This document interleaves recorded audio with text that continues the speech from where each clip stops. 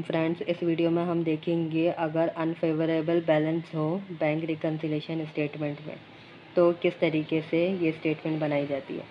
ये स्टेटमेंट बनाने से पहले हम एक छोटा सा ओवरव्यू लेते हैं कि बैंक रिकन्सिलिएशन स्टेटमेंट बेसिकली होती क्या है। देखो, हमारे पास कैश बुक होती है जो डिपॉजिटर के पास होती है और बैंक स्टेटमेंट होती है जो बैंक के पास होती है। इन दोनों का काम ये होता है कि जो भी पेमेंट और रिसिप्ट होती है वो रिकॉर्ड की जाती है। दोनों सेम इन्फॉर्मेशन को रिकॉर्ड कर रहे होते हैं, लेकिन कुछ इन्फॉर्मेशन ऐसी होती है जो डिपॉजिटर के पास होती है और वो कैश बुक में रिकॉर्ड कर लेता है और बैंक वाले बैंक स्टेटमेंट में रिकॉर्ड नहीं कर पाते। इसी तरीके से बैंक वालों के पास कुछ इन्फॉर्मेशन होती है जो बैंक स्टेटमेंट में रिकॉर्ड हो जाती है लेकिन कैश बुक में रिकॉर्ड नहीं हो पाती। इसकी वजह से क्या होता है, लेक ऑफ इन्फॉर्मेशन की वजह से जो इन दोनों का बैलेंस होता है वो इक्वल नहीं आ रहा होता। डिफरेंस आने की वजह से हम बैंक रिकन्सिलिएशन स्टेटमेंट बनाते हैं ताकि हमें पता हो कि डिफरेंस क्यों आ रहा है और दोनों के एंड में हम रिकन्सिलिएशन करते हैं और इन दोनों के बैलेंस इक्वल आ जाते हैं। अब हम देखेंगे अगर क्रेडिट में है तो ये तो इसके लिए फेवरेबल है, दोनों फेवरेबल बैलेंस होते हैं। लेकिन अगर कैश बुक का क्रेडिट में है और बैंक स्टेटमेंट का डेबिट में है तो ये अनफेवरेबल होता है। क्वेश्चन में कभी कभी ऐसा भी होता है कि दोनों के अनफेवरेबल बैलेंस दिए हुए होते हैं और कभी ऐसा भी होता है कि एक का फेवरेबल और एक का अनफेवरेबल दिया हुआ होता है। अब हम देखेंगे कि इस क्वेश्चन को किस तरीके से सॉल्व करेंगे और किस तरीके से ट्रीट किया जाएगा। सबसे पहले तो अनफेवरेबल है, आप इसका फॉर्मेट देख लो।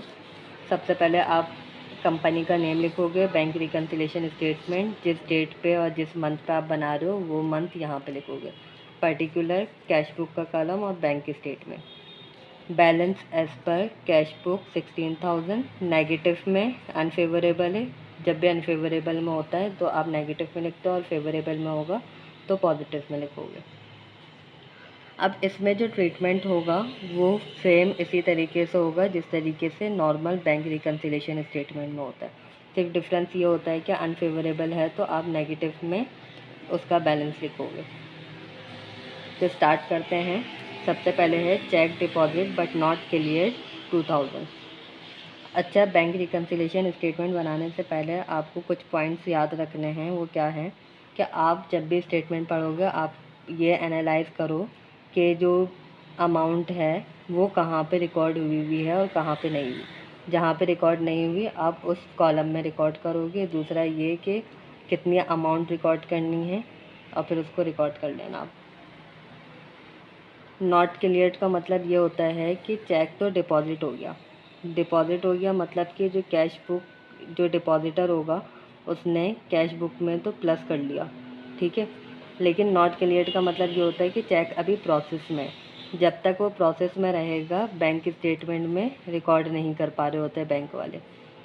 तो इसका मतलब बैंक स्टेटमेंट में रिकॉर्ड नहीं हुआ तो बैंक स्टेटमेंट में आप इसको प्लस कर दोगे। फिर है check issued but still outstanding 12,000। अब आउटस्टैंडिंग का मतलब ये है कि आपने सप्लायर को पे करने के लिए चेक इशू किया, लेकिन ये सप्लायर जब तक बैंक के पास नहीं जाएगा कैश विड्रॉ करने के लिए तो बैंक वाला तो रिकॉर्ड ही नहीं कर पाएगा, ठीक है।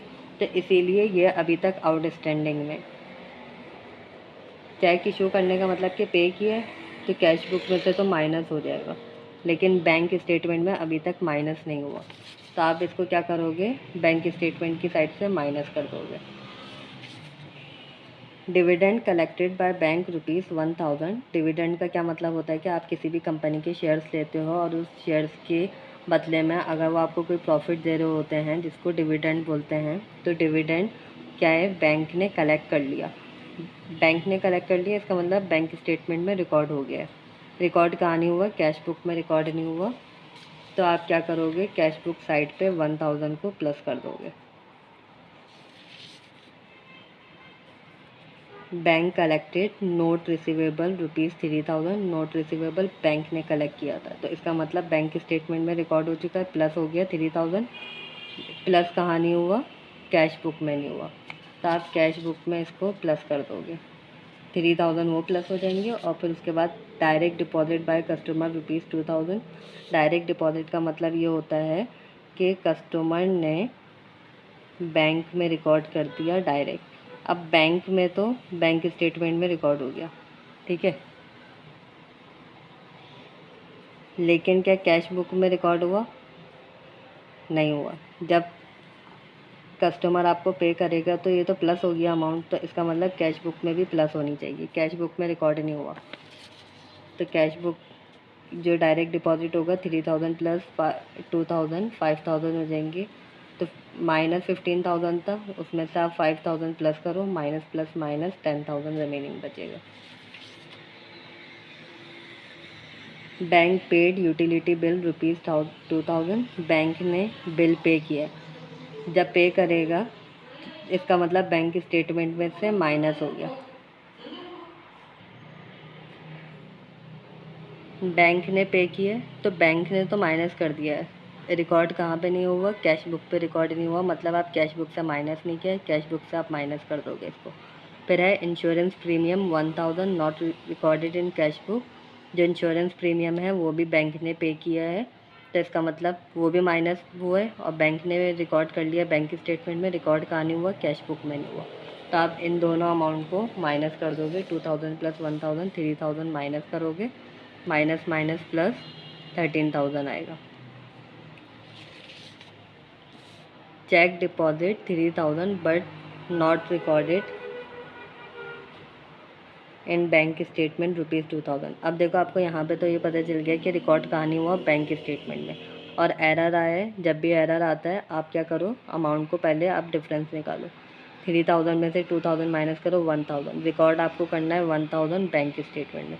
अब आपको देखना है आप प्लस करोगे या माइनस करोगे। देखो आपने चेक 3000 डिपॉजिट किया था, डिपॉजिट किया मतलब प्लस किया, प्लस हुआ है आपके अकाउंट में, लेकिन 2000 उन्होंने गलती से प्लस कर दिया। तो रिकॉर्ड और कितने करने हैं? 1000 और रिकॉर्ड करने हैं, मतलब 1000 और प्लस करने हैं बैंक स्टेटमेंट की साइड पे। Cheque deposit error in bank statement लिखोगे और 1000 और प्लस कर दोगे तो आंसर आएगा -13,000। दोनों के अमाउंट इक्वल होंगे। अब देखो ऐसा ज़रूरी नहीं कि अगर अनफेवरेबल बैलेंस हो तो आंसर भी या बैंक बैलेंस रिकनसाइल जो हो वो भी नेगेटिव में हो, पॉजिटिव में भी आंसर हो सकता है।